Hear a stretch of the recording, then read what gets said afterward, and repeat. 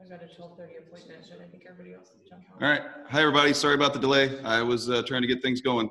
So hopefully you can hear me, and I've got to open a couple screens, and we'll be right with you here.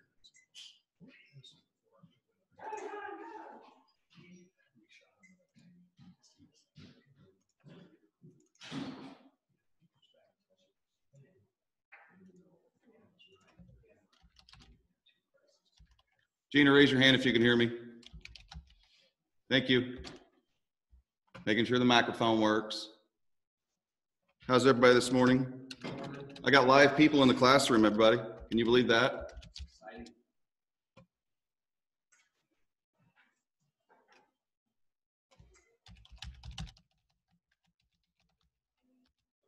All right, so what we're doing this morning, I'm going to go over addendas first, and then we'll get into the fun part about all the inspections. So that's going to take a little while, but I'm going to go over addenda and stuff so you guys, because there's some that you're going to run into that you don't normally see, and I want to make sure that you're ready for those if they do pop up. So I have these, I don't know if these have been posted or not, but if not, I've got these where I can send these to you guys if you need them. So if you want the packets, just holler at me and let me know. All right, makes sense that we start out with this one, right? Because of all that we've got going on around us. Let me get this out of here, guys, so I can. So this is one that I think is probably a good one for you guys to use really with all of your clients, because it's putting them on notice that we're letting you know that COVID's out there. We're letting you know that there are some issues that you could run into, and the undersigned understands the exposure to disease-causing organisms involves a certain degree of risk that could result in injury, or excuse me, illness, permanent disability, or death. So we're essentially letting them know, hey, we want to make sure you know that this is a real deal, and if you get sick, it's not our fault. So we're going to have our brokerage name right here, and just says, after I've examined all the risks, I hold this company and all of their agents harmless. So this is one really to use with your buyers and sellers at this point in time, just because to me, it takes some liability off of you guys. If somebody does happen to get sick and they come back and say, I told you we shouldn't have gone in that house. Well, you signed the rider that said you understood the risks and responsibilities. So this is in addition to the sellers. Yeah, we've got 3 different COVID riders now. This is one that kind of blankets everybody, puts everybody on notice. And then this one is the one that you're going to use with your sellers. This one that says, hey, you either have to completely agree that we're going to have people in the house and they're going to do their due diligence and be safe and et cetera, or you have to refuse to have anybody in the house. And please note too that it says, because we've had a lot of questions about this, and I forgot where it actually is. Oh, right here at line 13. Realtor is seeking to determine your intent to continue to allow open houses or in-person showings. So there's been a lot of talk about, can we have open houses? Can we not have open houses? Technically, yes, you can, because you're giving us permission. The seller has given us permission if they say, yes, you can do that. So that's really an agreement between us and our seller. And I want you guys being safe and having, hopefully one person through the house at a time, those kinds of things. But the seller, by checking this box down here that says, yes, they have essentially told us that they agree to, and I'm sorry this TV over here isn't working, guys. If you need to move, or if I need to move out of your way so you can see, let me know. But we're putting them on notice that we're going to have either people through the house that could cause you problems, or we're not going to let anybody through, and that includes open houses. So this is one that you're going to use with your seller. Again, first one is everybody. The second one is the listing, so it deals with the seller. And then we have the rider addendum that really deals with the actual contract. So this one comes more from the buyer, but it can come from the seller as well. The thing to note on this, because honestly, I haven't seen this rider come into play yet, because it says at line 11, essential services include but not limited to title searches, appraisals, permits, inspections, construction, mowing, et cetera, et cetera. We have had access to all of those things. This rider really only comes into play when we do not have access to our essential services. We have had access to them throughout this entire process. So this one really is kind of a redundant. I don't think it's really necessary, but at the same rate, we've got it. So if we need to extend the closing date, again, because of a COVID issue, buyer, seller, title company, whatever, then we extend the date here. If for whatever reason we can't do our due diligence, we can check this box and we can extend it automatically for 30 days. So we don't have to have necessarily a close date. We can just say, we're going to check this box and automatically extend our close date by 30 days from whatever date it was. And then for whatever reason, if we check this box, you can check 1 and 3 or 2 and 3, because 3 says if it doesn't close as a result of a COVID issue through no fault of the buyer or seller, everybody goes back to point 0 if the closing date passes, everybody mutual releases and we go back to where we start. So again, I want to reiterate the fact, if you get this one across your desk, be weary of it, because I think we have access to all of our essential services right now. And that even though COVID is a big deal, I don't think it's really affecting our ability to do our jobs. And that's really what this writer says, is if this is affecting your ability, then you've got these options to carry through. So just be mindful if you do get that one across your desk. All right, now some others that are just basic amendments, and I'm probably going to skim through these fairly quickly. If somebody needs something, I don't think I've got you guys muted. So if anybody online's got a question, just go ahead and, yeah, you're not muted. So if anybody online's got a question, just unmute yourself and stop me. If you've got a listing, we've got GSBR forms, but you can also use this MAR form just to change whatever you need to, sales price, extension dates, any other specifics that we've got to owner signature. So and all the forms that I'm going to show you today are MAR forms. There is one GSBR form that we still are using for permission to sell and authorization to show, and I forgot to put those in this mix. I'll try to pull those up at the end if we need to, but those two, you still need to use the board forms because they're very specific. Permission to show says I'm working for the buyer. Authorization to show says I'm working for the seller. The only MAR form they have is an authorization. And though there is a caveat in there that you can work for the buyer, it's not very clear. So we would prefer you just use permission and authorization so it's abundantly clear as to which side that you're working for. Possession by seller after closing. Please try not to use this one if you can all possible. It even says right here in the very first sentence, occupancy by seller after closing is not advised. If you have to do that, you've got your terms in here. What's the seller going to pay as their occupancy fee? The seller is still responsible for utility bills, all the maintenance, all the insurance. They agree to hold the buyer harmless for liability and if there's any damage to the property. So if the buyer has closed on the property, the seller's still living there and somebody falls down and breaks their neck, that's not the buyer's responsibility, that's the seller. So that's a really important conversation to have with the seller if they want to stay after, is even though you don't own the house, you still own all of the liability for it. If the seller fails to vacate before the expiration date, the buyer has the right to go in and kick them out. The seller shall maintain the liability insurance. Buyer will insure the property for fire and etc. Strongly urged to communicate in writing the exact closing and possession details and their insurance agents to make sure they've got coverage. So again, you can do it, guys, but man, I hope that you don't have to, because both possession prior and the next one, possession prior for the buyer, a lot of times there's problems because somebody did something that the other one didn't like and they thought it was their property and they shouldn't be allowed to do that, et cetera, et cetera. And again, sentence 1, occupancy by buyer prior to closing is not advised. We've got to figure out how much money we're paying them every day. Is there a fee for the daily possession? Buyers got to do all the utilities for themselves. They shall assume the responsibility for the possession for their insurance. So even though the seller still owns the property, somebody falls down and breaks their neck, the buyer can be liable for that. So they need to have their insurance in place. And if the buyer fails to close, the seller can obviously go in and kick them out. So if you got to get somebody in before, this is the document that you use, but make sure that your buyers and sellers are reading that document to know what their responsibilities and liabilities are going to be. And truthfully, I'm not a big fan of moving stuff in the garage the week before, because a lot of times that causes issues too.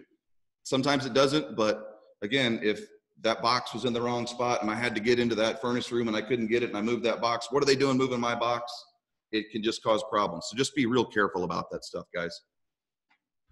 Okay, so I've got a buyer that has a property they need to sell in order to buy the property they want. and they currently do not have a contract on it. Then we use this rider right here. Contingency for sale of buyer's property. Sale is a misleading word. I want you to kind of change that mentally to contingency for a contract for buyer's existing property, because it's just, they're putting it under contract. We give them a date, we give the address and the presumed date that we hope to close by.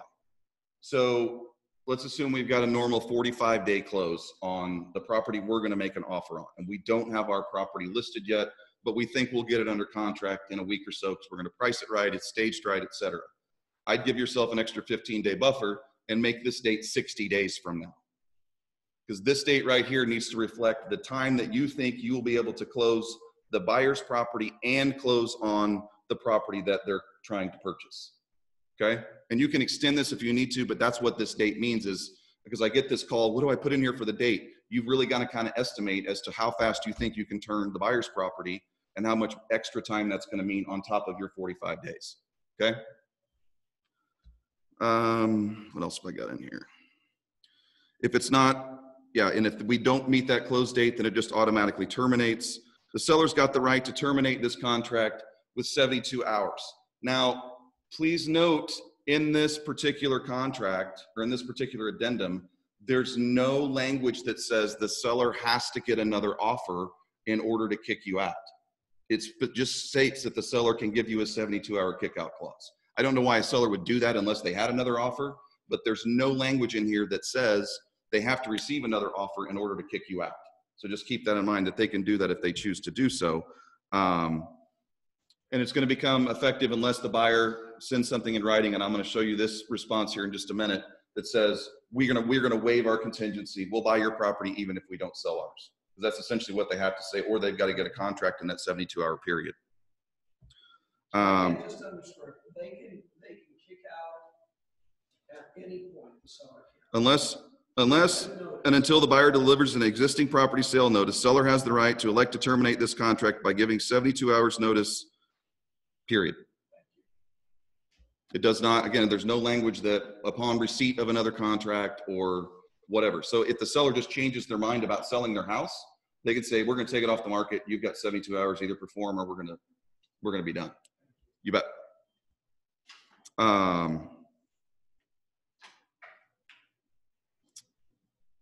And the other thing to note, because I get this question a lot too. Okay, so I'm making this offer and the seller accepts my offer with the contingency on it. Do I have to start doing my inspections and everything immediately? It states very clearly right here that once that we've effectively removed this contingency, that's when paragraphs 5, 6, and 7 begin. Okay, so again, this particular rider is when you've done, yes? Sorry, I was also going to ask, so whenever we get these, I've noticed the other agent immediately goes ahead and sends the contract to the title company sometimes to start processing, okay, which always frustrates me, but which do you recommend? I mean, do we start fully processing it or we wait? I think it's whatever you feel most comfortable with. The question was, do we go ahead and send the paperwork to the title company when we've got a contingency for sale because we're not actually moving towards closing? The theory is hopefully we're going to move towards closing, whether it's with this buyer or someone else. So those are expenses that the seller's going to have and searches that the seller's going to have to do anyway. So I don't see a problem going ahead and getting it done, because let's suppose that we've got this sale for contingency and we've got a 60-day close. The buyer gets a cash offer today that wants to close in 10 days. So we can move this close date up. So it makes sense to go ahead and get that paperwork rolling as far as the title search goes, but all the buyer's duties, the insurance, the appraisal, the inspections, none of that begins until we say we have an active contract on our house. Okay? So we've got this one in play right now. Our buyer does not have a contract on their house. Now, lo and behold, the buyer gets a contract on their house. Oh, sorry, I went too far. I'll get to that in a second. So we've got the kick out notice here that the seller can deliver to us and say that we're going to, the buyer's properties either become under contract. Hang on, let me look at my notes here. The buyer's properties become under contract, and through no fault of the buyer, the property's not going to close. So you can notify the seller as to what the situation is. To the buyer from the seller is delivering you the kick out clause and waiver that says, we're giving you your 72-hour notice right now. And if the buyer chooses to say, okay, we'll buy the property without selling our house, then the buyer signs down here. So this is the notice. This top paragraph is the notice from the buyer to the seller. I now have a live active contract on my house. Okay? The next paragraph, the middle one, is from the seller saying, I'm exercising my 72-hour kickout clause. You've got 72 hours to either perform or get out. And paragraph C is the buyer saying to the kickout clause, yes, I will go ahead and take it without, or no, I won't. If we don't sign the waiver, then they're obviously going to get kicked out. Okay? Yes? No. I've also had other agents try to just send the contingency for closing form instead of this one. Would you insist on receiving this one or accept either one? It doesn't really, because to me, contingency for closing is still putting me on notice, and that's kind of where I'm going with this. Is this one, again, right here is for when I don't have a contract, but once I get a contract, then I've got to send this one. Because this is the one that says, now I've got a contract on my house set to close on this date, and this is, as long as it closes, we'll close the property.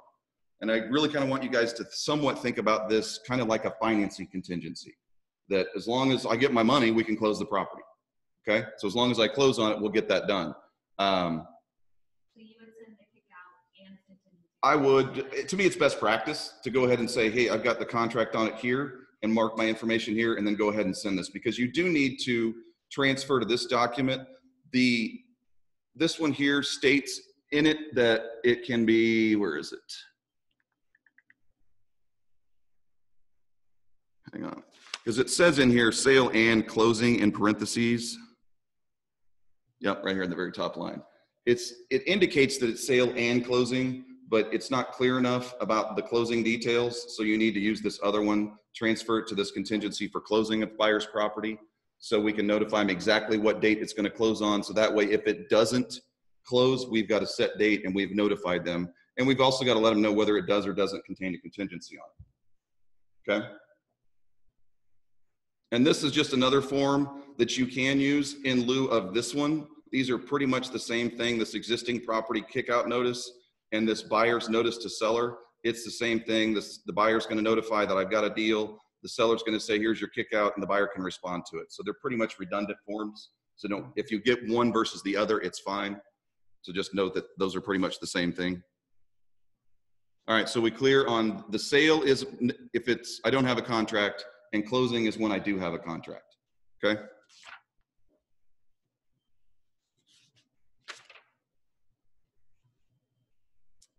And in the event that we've got a fallout from a buyer, here's the notice that you can use.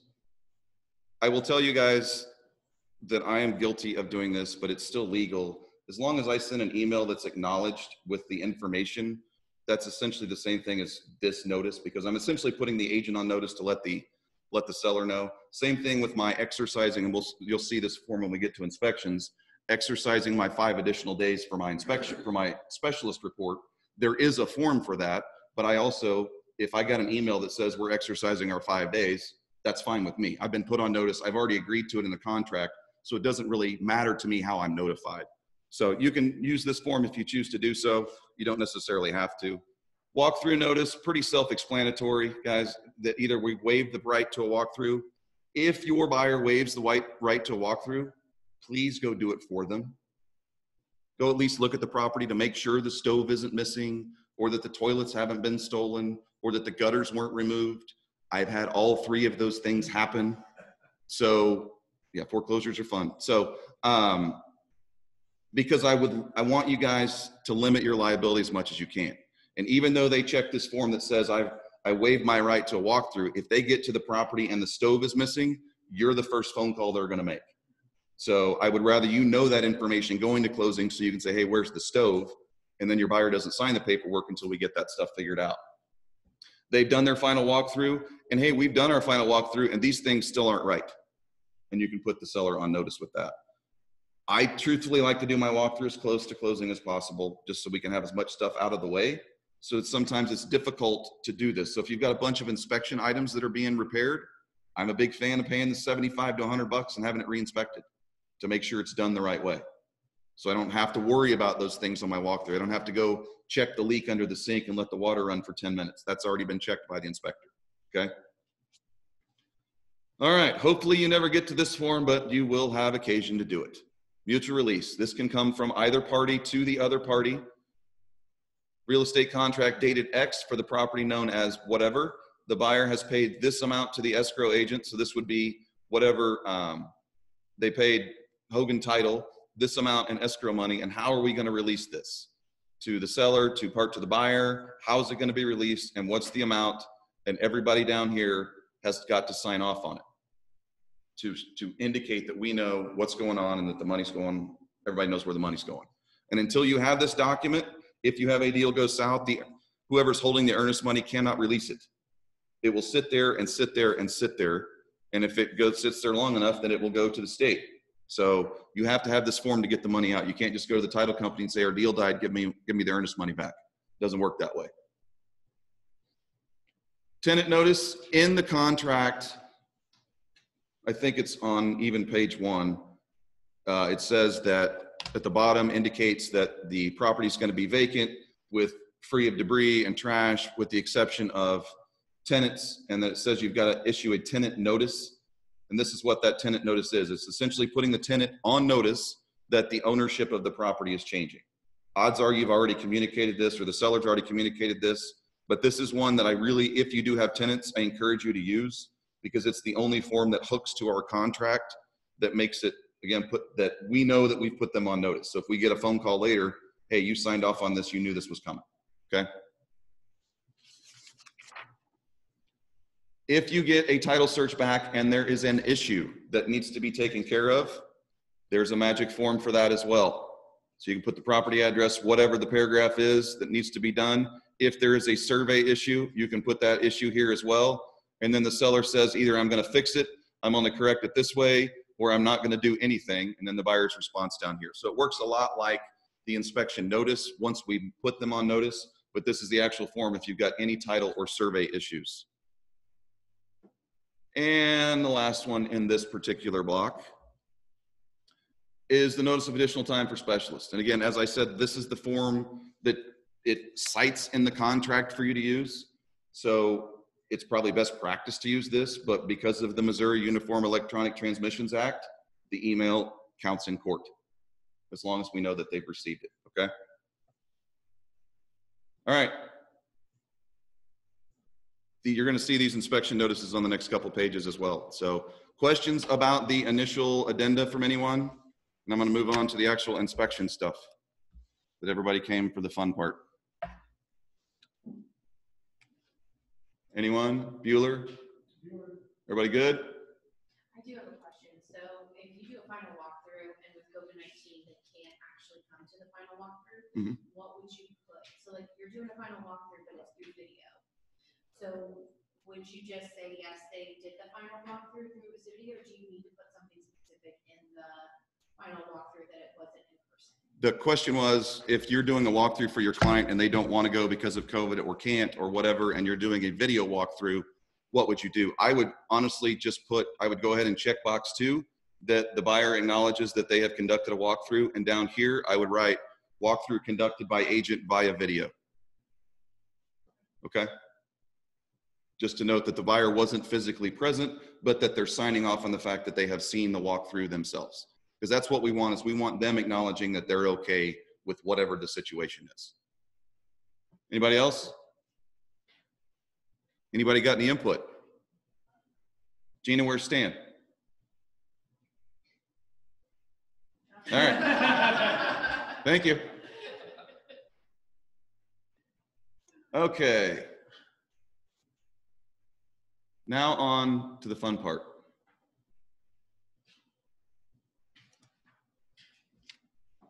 So, as we talked about a minute ago, if you've got a deal where you've got to have additional time for specialists, this is the best practice form to use. We're going to be working with, blank form, sorry. We're going to be working with this form when we deal with inspections. And it's pretty straightforward to the seller, from the buyer. Either I'm satisfied with all the inspections, everything was great, the house is perfect, I don't need you to do a thing to it, I'm not satisfied with the house. Here's all the stuff that I want fixed. And I will show you some examples of probably best practice about how to write that. And if you've left box 154 on the contract unchecked, you can unilaterally leave the contract. Most often you're probably having that box checked, so you do not have this option down here. And then the seller responds down here with their options. Either I'm going to fix everything you said, I'm just going to fix these things, I'm going to give you money instead, or I'm not going to fix anything, and then the buyer's response down here. And hey, the cleverly named continuation of inspection notice if you can't get it all settled on the first try. And you'll see there's a great example at the end of if you don't have enough room to get all of your things in this particular box. The Grady team did one that is great that I will show you guys at the end. Yeah, tooting your horns over there, guys. Alrighty, that's right. All right. So fortunately, I've got 3 different companies in this block of inspection reports. So they're all a little bit different, and I like some things about some and some things about the other ones. This one, there's a lot of stuff in this one that I like that, to me, you guys ought to be taking notes of just to tell your clients anyway. I don't really want to read it to you, but the inspection report is based on visual, non-invasive snapshot of the time inspection of the readily accessible areas and components. Essentially what the inspector's saying is, this is what I see today that I can get to with my own eyes. There may be things that I can't see. And those are great things to have a conversation with your buyer about is, we're getting a pretty good picture of this, but if you're really concerned about the crawl space, then we need to get somebody that really knows crawl spaces to get down in there and look at it. Because our general inspector is just going to kind of get down there and make sure that there's no trusses broken, et cetera. But if you're really concerned about something, then we need to get that specialist over there. It's not going to reveal every issue that exists or could ever exist. Another great conversation, because, hey, just because they don't find it today and it breaks the day you move in, that's just ordinary wear and tear. Sometimes stuff breaks. And we've had a couple of those recently. Another great reason for home warranty, because we've had a couple of AC units that haven't worked with with some of our warmer weather. This is a great line right here too. A material defect is a specific issue with a system or component that may have a significant adverse impact on the value of a property. That is not a normal working order that poses unreasonable risk. The fact that the system or component is at or beyond the end of its normal or useful life is not in itself a material defect. Just because it's old doesn't mean it's a defect. Kind of like if the disclosures say the roof is 17 years old and the inspector notes that the roof has got age on it, probably has 3 to 5 years left, you can't go asking for a new roof because nowhere has it said that the roof has failed. It just says that the roof is old, and that is not a reason to ask for a new one. The report includes informational limitations and recommendations. The stuff that we can see, the stuff that might, the limitations of what I can and can't see, and the things that I can see, what I think you ought to do. You'll have upgrade and recommendations. We'll have moderate recommendations, and then the significant safety concerns. So not every inspector has this particular set. Again, I will send these to you guys later or put them at least where you can find them. But I really like just this informational page in general to give when I'm talking to buyers, especially first-time home buyers, about inspections, because they don't understand what's going to happen and what's going to go on and what they can expect to find out from that inspection. And this to me kind of sets those expectations at a good level going into this particular inspection.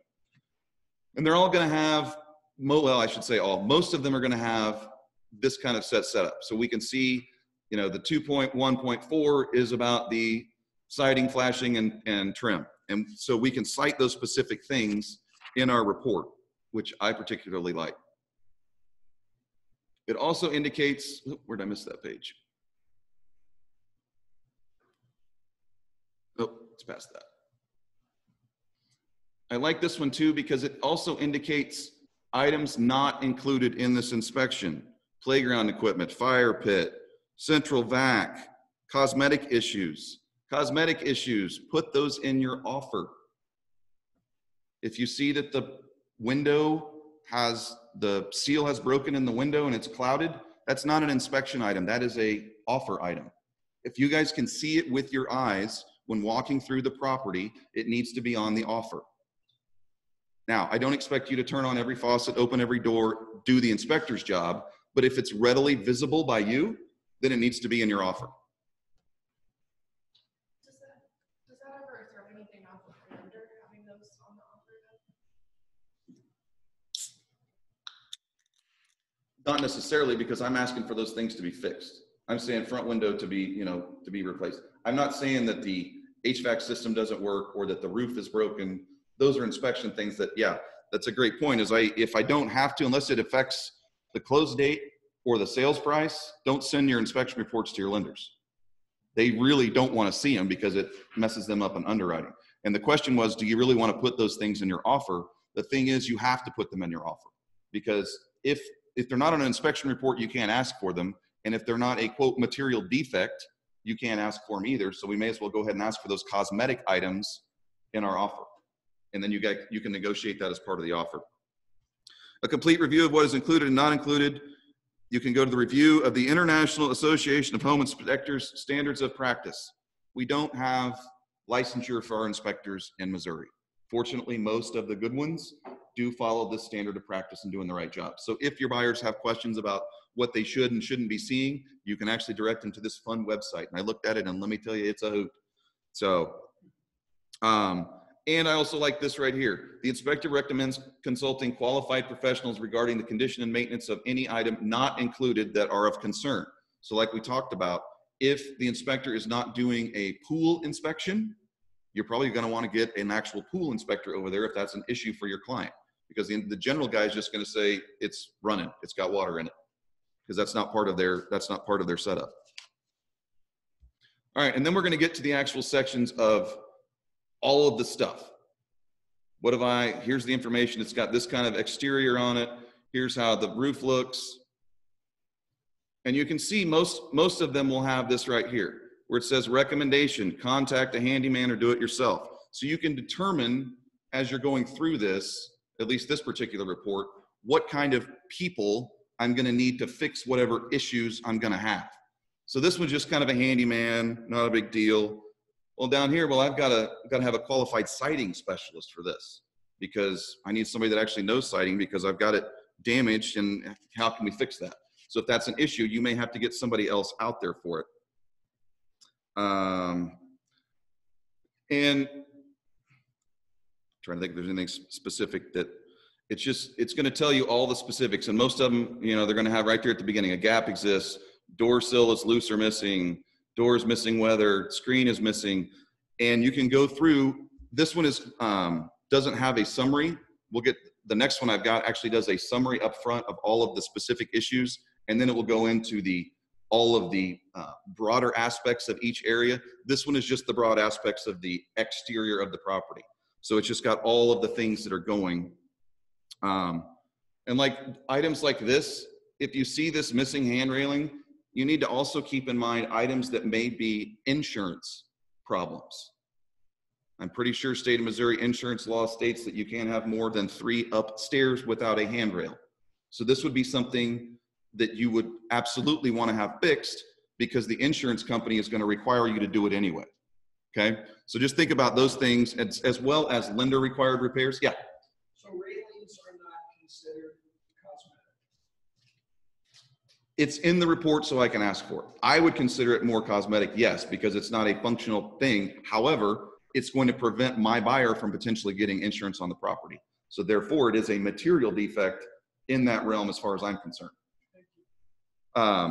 And we may not have our lender required repairs up front, but keep in mind, if we're doing a government loan or some of those things, you're going to start to learn what requirements they're going to have. And if you see those things pop up on your inspection report, it's probably better to go ahead and get them taken care of, because the appraiser is going to point them out and want them fixed anyway. So if we see that the paint is peeling on the windows, we may as well go ahead and ask for it, because the FHA appraiser is going to require it to be done anyway. Okay, and you may not know all those things, and sometimes you're just going to have to get the lender's report before you're going to know exactly what has to be done. Roof. It's a great line right here. This will not be as comprehensive as an inspection performed by a qualified roofing contractor. That is true almost 100% across the board for general inspectors. Most of them have a pretty good working knowledge of the roof, but they're not gonna, most of them sign off and say that you've got to replace the roof. I know that for sure. Most of them are gonna suggest that you find a specialist to do that. And I truly encourage you to do that as well. HVAC, roofing, plumbing, anything that's a major mechanical item or a major item on the property, I don't think it's a bad idea to get that specialist out there to make sure, come on through, you're fine. I think it's a good idea to get that specialist out there to make sure that when you're making your inspection notice, you're actually asking for the right things, okay?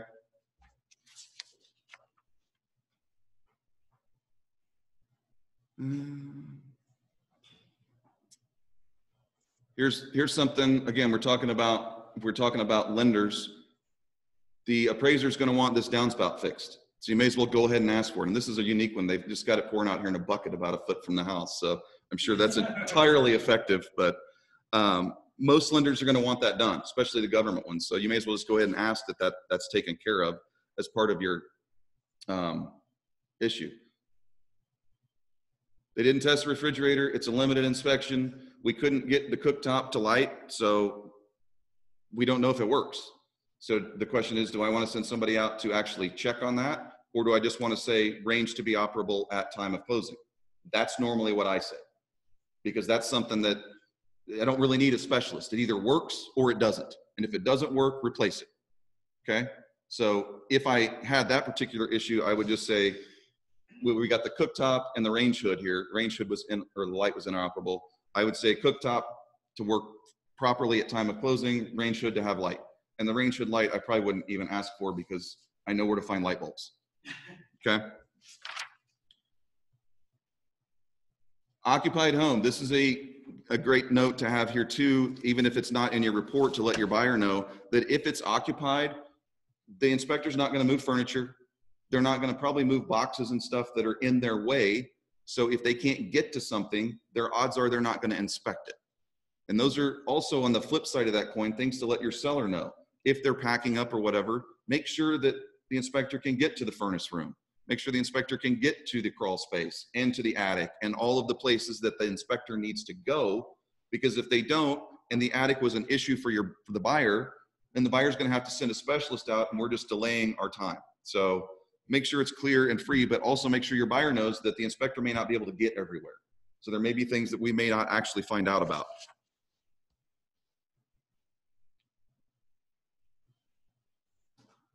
I like this note here because some things we just can't fix.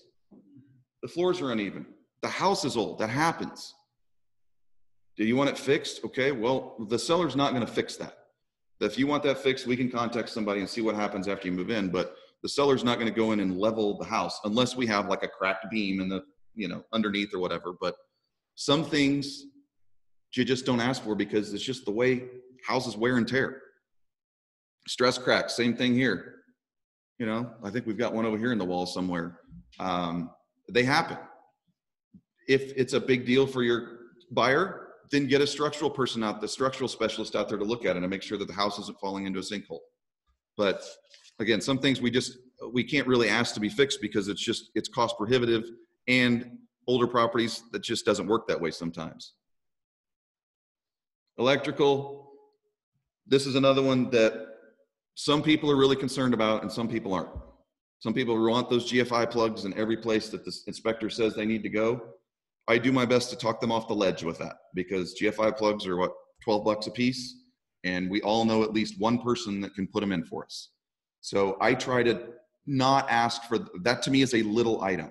Now, on the flip side of that, if I was going in on this one where I've got a service mast is broken, it's not correct outside, I've got a breaker that's off, I've got a couple that are double tapped and doing incorrect. The bushings don't bother me as much, but I've got several things going on with this electrical panel and with the mast outside. So odds are I'm going to have an electrician in anyway. If I'm having and requesting the buyer or the seller do electrical work, I may go ahead and throw those GFIs in there because there's going to be an electrician on site anyway. If I didn't have these issues down below, odds are I'm not going to even worry about the GFIs. Hey, I've got a handyman. We'll send him over there when you guys move in and we'll take care of that. That'll be my housewarming present to you. Whatever, however you want to do it. But little things like that, I try not to put on there unless, again, I'm going to have a major service in that area out there anyway. So, you know, if the filters are clogged on the furnace, I don't ask for that unless I'm having a full service repair. Then obviously I want the filters replaced too. Okay. This one's also got, oops, I go too far. I went too far. A loose meter. Things like this that we have to call the utility company, I would get on that pretty quick, because this may be an issue that the seller has to take care of beforehand before they will even allow the utilities to be transferred into somebody else's name. You don't see this a whole lot, but this was an unusual one that actually had a loose meter outside, and CU or whoever it is will gladly come by and replace it. You just have to let them know that it's loose. And then here we've got same thing with the electrical stuff. I've got hot and my hot and cold are flipped on a lot of these plugs. Okay. Again, I've got a handyman that can probably come over and take care of that for you. And then we've got all these GFIs that aren't done. And a lot of times, I do like inspectors, but a lot of times they get a little GFI happy and they say they've got to be in places where, you know, I don't remember the last time I had a hairdryer out in the yard. So, you know, those kinds of things. So you also kind of got to talk to your people about, yeah, in the kitchen, it's good to have one. You don't necessarily need one at every single plug. We just need one that interrupts the circuit. And that's, you need to explain that to them too. It's not, you don't have to have one in every spot in the circuit. I just have to have one at one point in that circuit so it shuts down the wire. Okay.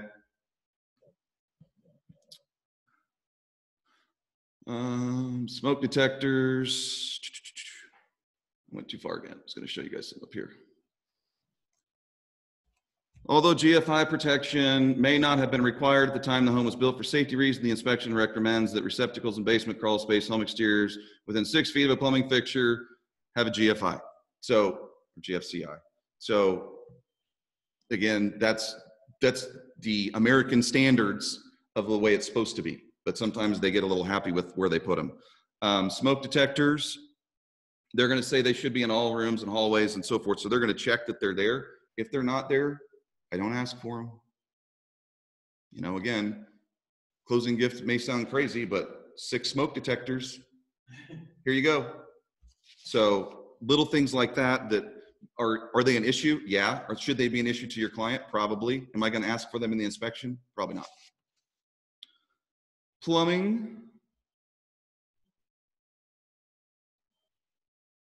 Here's the things that I'm going to do a visual examination of: water supply, drain, water heater, sewage, gas system. So they're going to turn the water on and just look at it and make sure it's working. They can't see in the walls. They can't see underground. So even though they don't see, look at that service. Full service. I tell you what, we've got a team in here that's just getting coffee brought to them. They're just sitting here learning, and coffee walks through the door. Wow, what a deal. Yeah. So keep in mind, guys, they're just doing a visual inspection of these things. They're going to make sure that they work according to their site. But even though the sump pump is working, we don't know that necessarily that pipe may not be broken between the house and outside, and it may not just be leaking down the site. If they can't see it, they don't know. So just make sure that they know that. Not a conclusive test of your sewer. We did not do a camera video. Some of them will drop a camera down there. If you ask them, it's going to be an extra fee. But if you've got a septic tank or anything like that where your buyer is concerned about it, ask the inspector. Most of them can do a camera for you. An option is to have the main waistline camera video scan, so you can do it that way. As we were talking about, most of the drain pipes are not visible because they're in the ceilings or the floors. Most of the distribution pipes are not visible. This is kind of a big deal. Most inspectors can find the shutoff. For whatever reason, we couldn't find the main shutoff. So that would indicate that maybe there's not one in the house. You need to make sure your buyer at least knows where the shutoff is at the street and how to turn it off. And if you don't know how to do that, you need to learn how to do that too, in case your shutoff fails. But so you need to make sure those are there. Okay. These are things, drain stop. Not necessarily an easy thing to fix in a tub, because you got to kind of get back in the wall and do it. So you've got to determine with your buyer, is this a big deal to you? To me, this is kind of a low on the priority list, but it may be a big deal to the buyer because the buyer may be a bath person and they don't want to go buy a stopper to put in there. They want a stopper that actually works. So on items like this, where it may actually affect their daily livelihood, you need to find out how important it is to them. I prefer not to ask for, as you know, I try to keep my list as condensed as possible to the big things, but if this is a big thing to your client, don't be afraid to ask for it. Again, the GFI, I can find somebody to do that pretty easily. Fixing the tub stopper, that may be a little bit more of a challenge. I need somebody that, you know, is more of a plumber per se, but also keep in mind, if I'm requesting a bunch of plumbing issues, then it's easy to go ahead and throw that one in there. But if it's an issue for your buyer, even if it's just this one thing that the tub stopper to be fixed, go ahead and ask for it. You may get the response that they're going to buy you a little clicker and you can just stick it in there yourself, but don't be afraid to ask for those things if they're important to your client. Faucet handle leak, this is, to me, is kind of like a GFCI. We can probably find somebody to fix that for you, unless we're doing a bunch of other plumbing things. Let's not ask for that little thing if we don't have to. But on this one, we may have to ask for bigger things because we've got something going on with the water heater. I don't like to play around with water heaters and gas and furnaces and gas. So if I've got any kind of leak, this is the exhaust that's going out of here. I don't want the exhaust in the house. So I'm probably going to have a specialist come look at that and tell me if it's something that we need to have fixed and give me a bid for what that is. And then we can take that specialist bid and just submit it with our inspection notice. So these couple of items here are probably upper range items for me because they're affecting the functionality of major things. This one is keeping the furnace and the AC from running correctly. And this may actually cause damage to the water heater if it's leaking the wrong way. I don't know exactly what the leak is that they've got here. So I want a specialist out there to tell me, is this a big issue or not?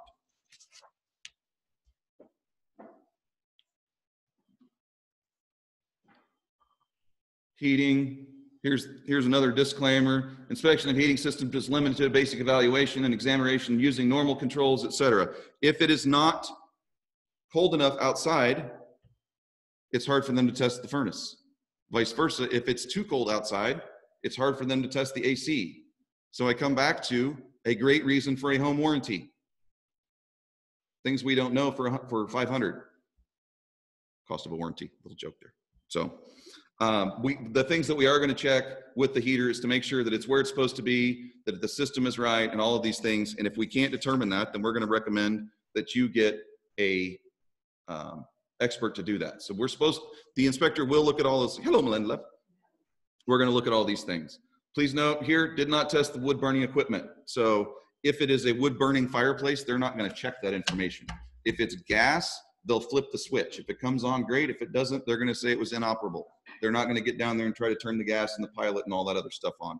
And that's something, again, I would normally say gas fireplace to be operable at time of closing. I don't care what you've got to do to make it work. If you've got to hire a specialist, if you can just turn it on, whatever that is, gas to be operable at time of closing. And it says same thing with cooling system down here, that visual examination, as long as the temperature is such that we can get to it. And it even says low temperature right here. If it's below 65 degrees for 24 hours, we can't do it. They talk about, this one wasn't level. You'll find that a lot, that it's not level. And the HVAC guys will tell you it will run better if it is level. So if it's way out, it's not a bad thing to ask for. If it's not way out, I usually don't worry about it too much, because sometimes, you know, the pads will settle a little bit. But if they are way out of whack, it will cause the fan to click a little bit and it's going to disrupt your service some. So just kind of check where those things are.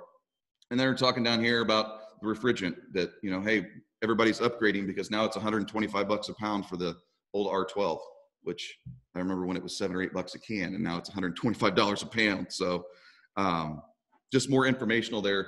And the reason I like pointing those things out, guys, is that's just information for you to have, that even if it's not in your report, you can tell your buyer, hey, just so you know, if we've got to put coolant in there, he said it's 2 pounds low, it's about 125 bucks a pound. So it's going to cost the seller 250 bucks to do that. So that way you can kind of put in your buyer's mind the expenses that we're incurring for the seller by asking for these particular items.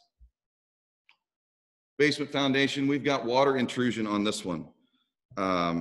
Recommended, contact a qualified professional. Water in the crawl space, furnace not working, roof, plumbing, electrical equals specialist. Anything along those lines where the inspector has not been able to give you a full picture of that. If it's a big deal, I would call a specialist every time. I would rather know that information up front than find out later that we should have done more investigation.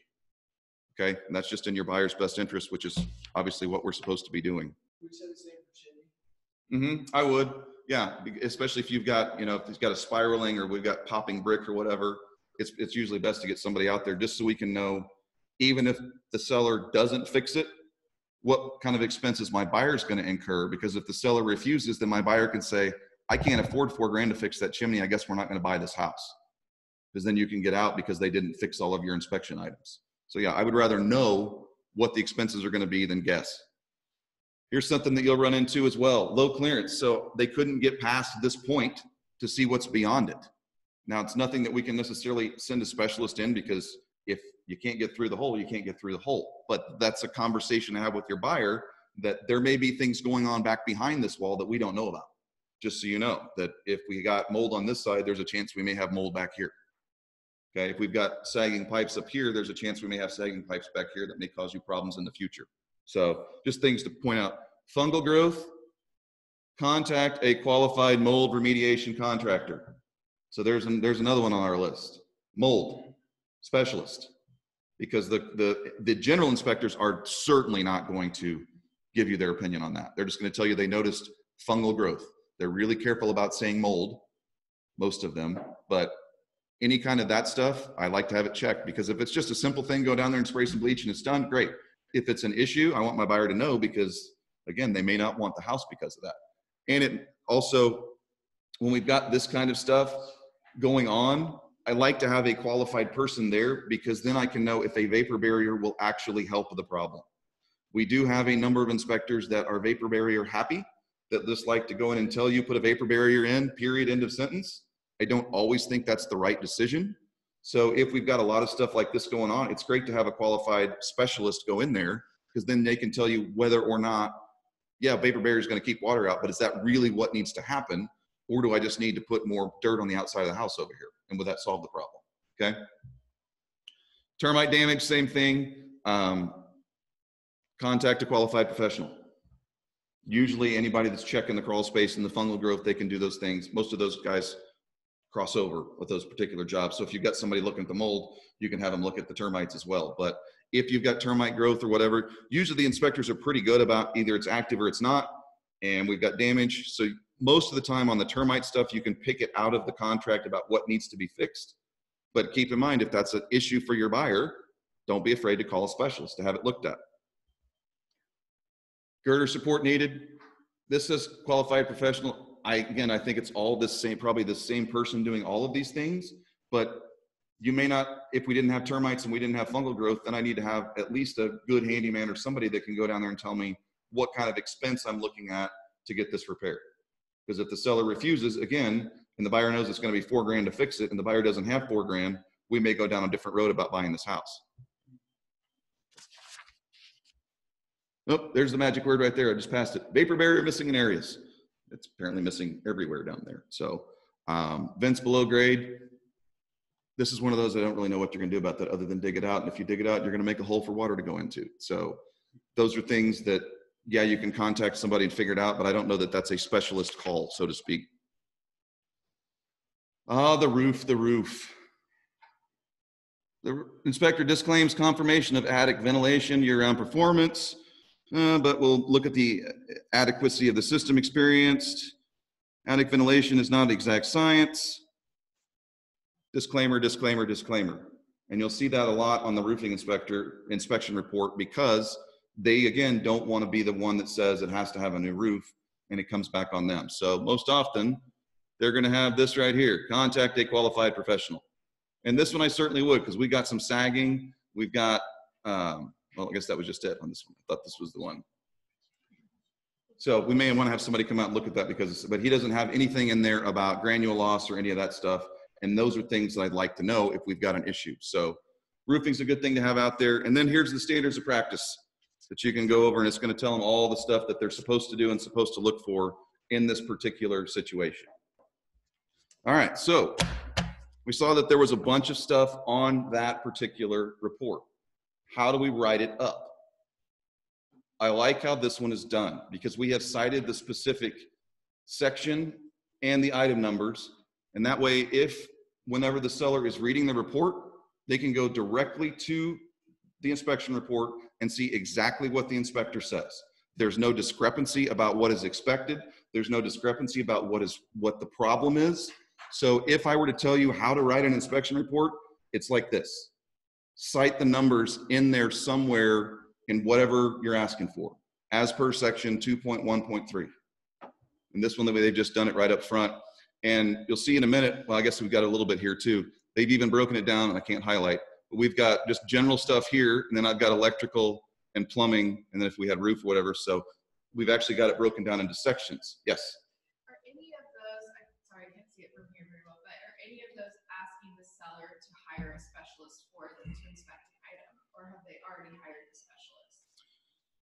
In this, when we make this notice, we have to know everything about the property that we're going to know. So if I, in this notice, ask the seller to hire a specialist to look at the roof, the seller doesn't have to agree to that. And if the seller says no, then I'm done, because it was my job to do all of the inspections I wanted to do before I make my inspection request.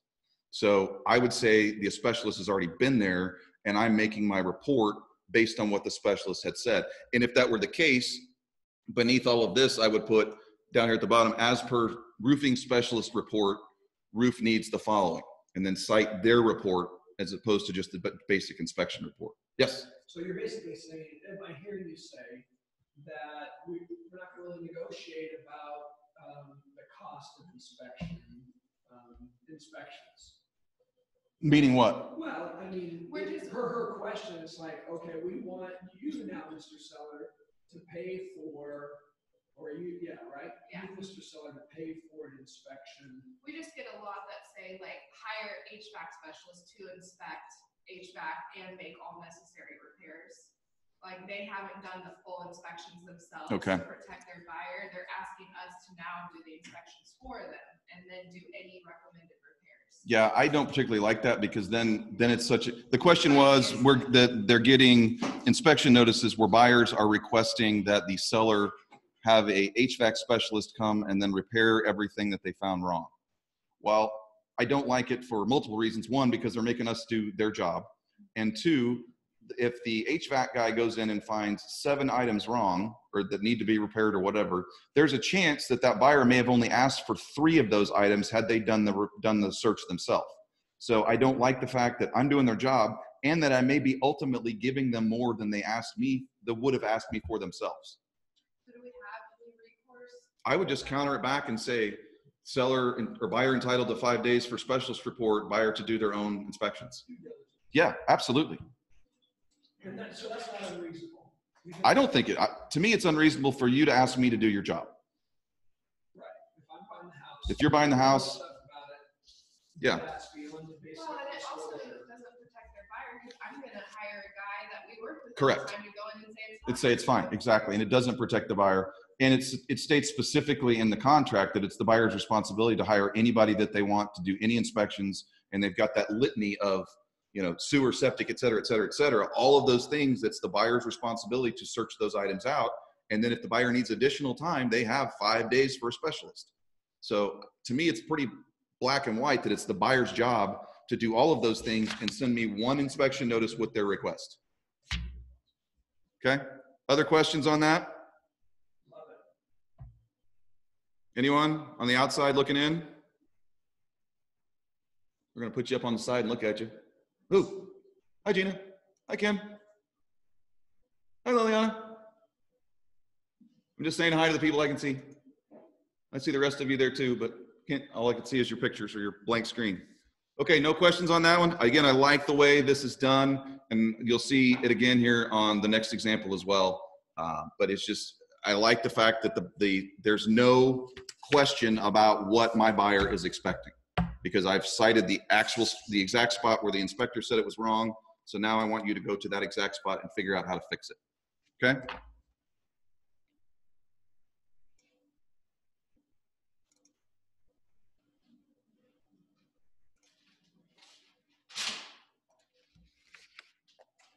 All right, same thing on the front. If we need additional time, here's our report.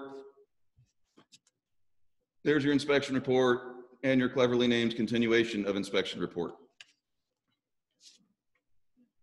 I'm going to go through this one a little faster than the last one. So again, if you guys got questions, let me know. But same thing, summary is not an entire report. The entire inspection report, including the standards of practice, limitations, and scope of pre-inspection, must be carefully read to fully assess the findings of the inspection. So you need to look at it carefully to make sure you know what you're doing.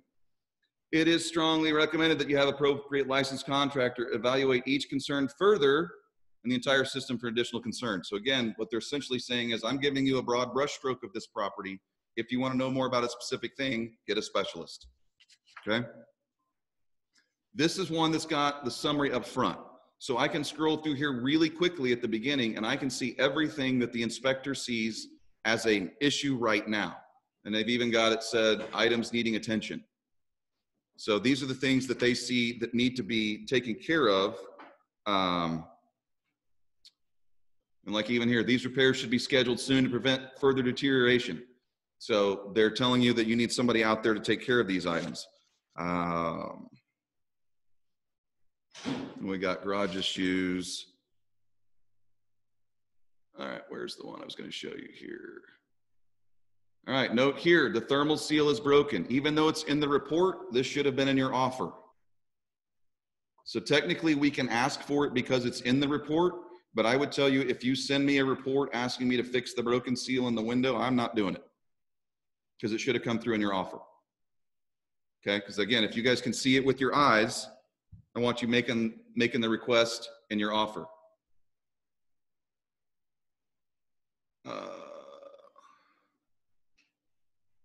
We've got moisture in the crawl space here. These items here, we've got ripped screens and caulking and cracked paint. We talked about that. If we're doing an FHA loan or a VA loan, the appraiser is going to come back and say those things need to be fixed.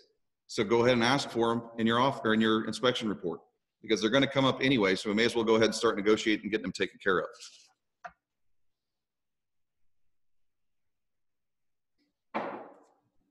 This one just amused me. The doorknob fell off into my hand. I think I got it secured better.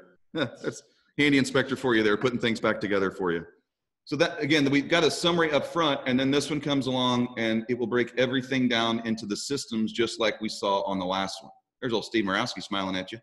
So it'll break it down into this particular sites and all of the individual things. So I'm going to scroll through this one because you guys can read the inspection report.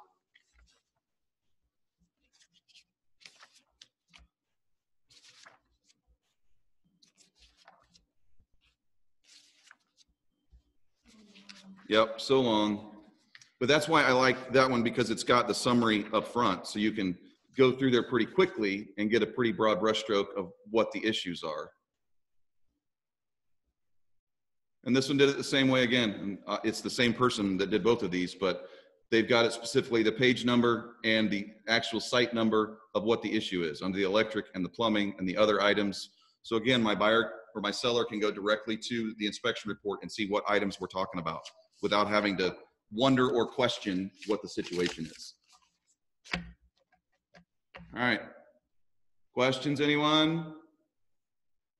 That one went a lot faster. I've got another one that I'm not going to go through, that unless if Gina wants to say anything about it, it was hers, that I'm going to send to you guys for you to look at. And honestly, I think what you ought to do, if you're not sure about how to write an inspection report, is write a report and send it to me, and I'll counter it back. So if you want to know how to do it, and Gina, do you have anything that you want to say about that particular report that was the doozy that you sent me? My biggest thing was that was my second report on that house, and he found way, way, way more stuff and never even mentioned any repairs that had been done. So it was really frustrating. And of course, the buyer walked away. Yeah, and it's one, and I'll just pull it up for you guys and scroll through it, but it's one that's got a lot of stuff on it.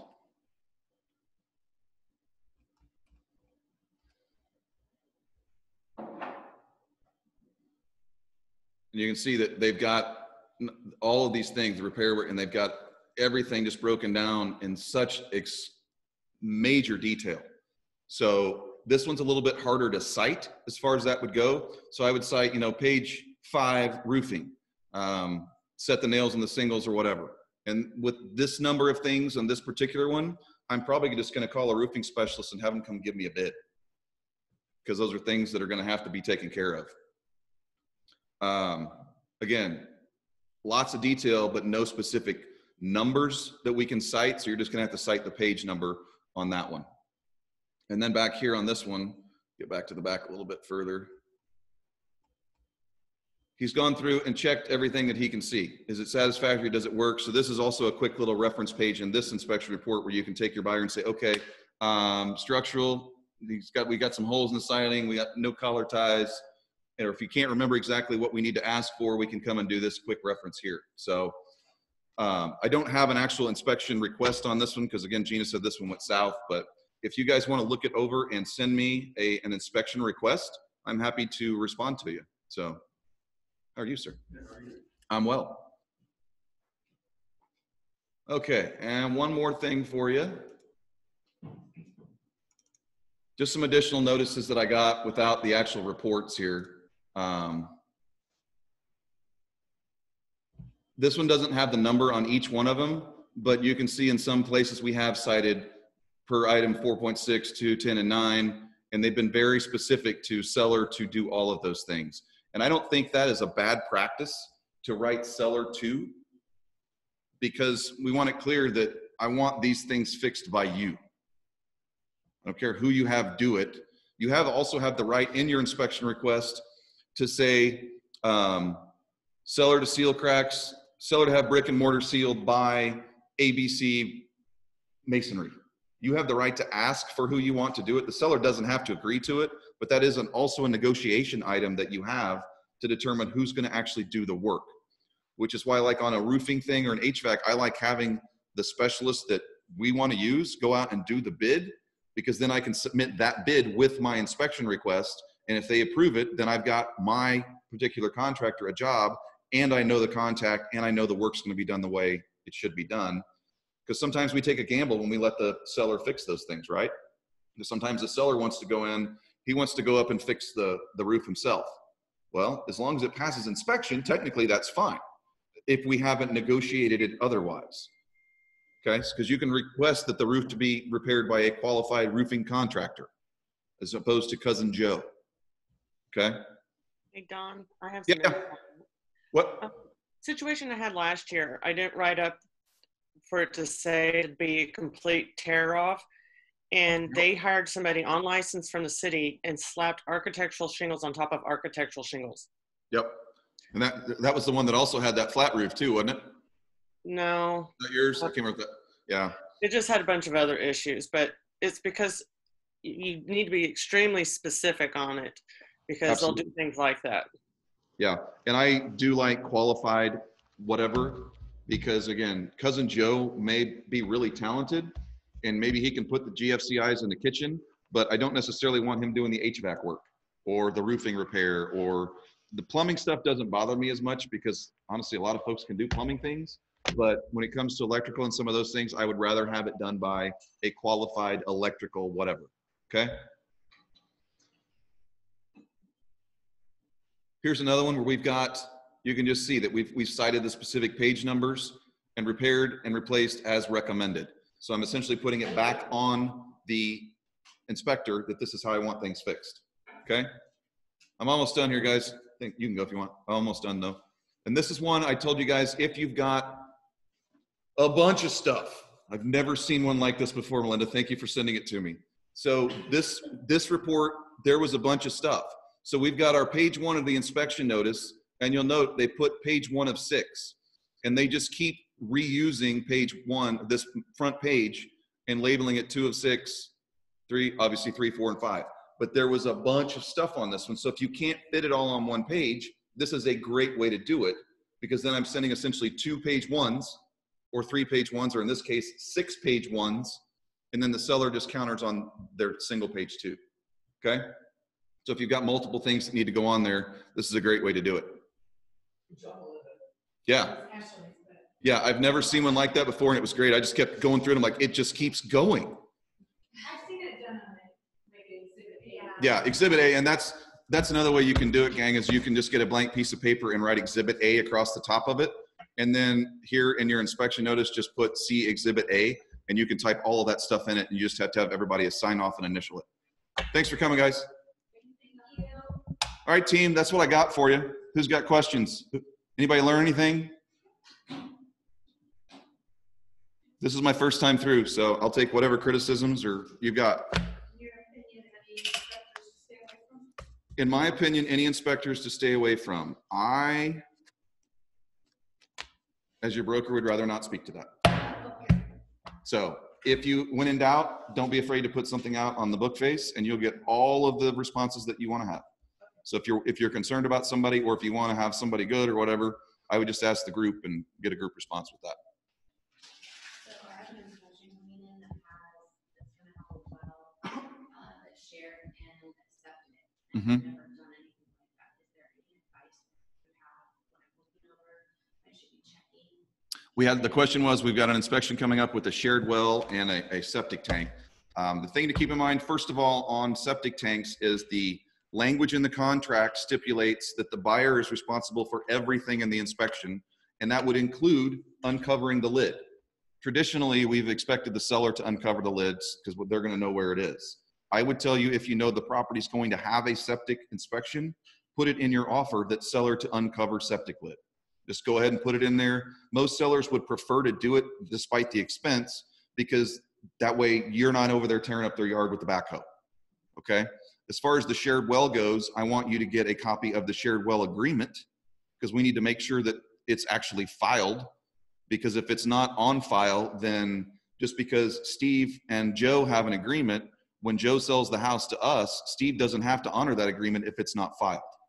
So we need to make sure it's filed, and I would have the title company, they'll be able to tell you exactly what has to happen to put your client in place of Joe on that shared well agreement, and it will have to be refiled under the new name. Unless it's hitched to the property, which a lot of times it is just hooked to the property. 123 Main Street to share well with 145 Main Street, and it goes with the property, not necessarily with the owner, but you'll have to look at the actual well agreement to determine when it was agreed to and how it was agreed to. Okay, so if there isn't a well agreement, then I need to work with the title. Correct. If there's not a will agreement, you want to get one, because again, there's nothing that says Steve has to share his well with your new buyer, because there's nothing on file that says those two properties will share that well. And the other thing that you probably want to do is put Steve on notice that we're having a well inspection. Because if it's shared, we need to make sure that he is aware that there's something going on with, quote, his well. Okay? What else, gang? Anything? Okay, team. Stay safe. Call me if you got questions. Appreciate your time. Thanks, Don.